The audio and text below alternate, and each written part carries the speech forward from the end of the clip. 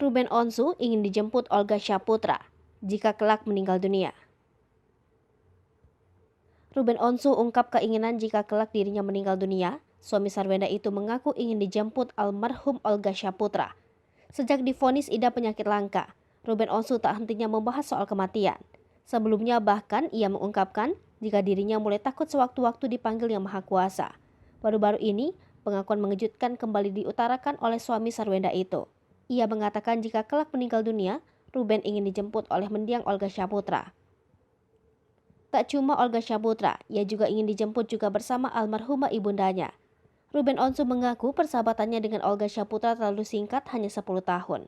Tak dipungkiri, persahabatan Ruben Onsu dan almarhum Olga Syaputra memang cukup kuat. Ada peran besar dari Olga Syaputra terhadap perjalanan karirnya selama ini. Oleh karena itu, Olga memiliki kenangan dan tempat tersendiri dalam hati Ruben Onsu.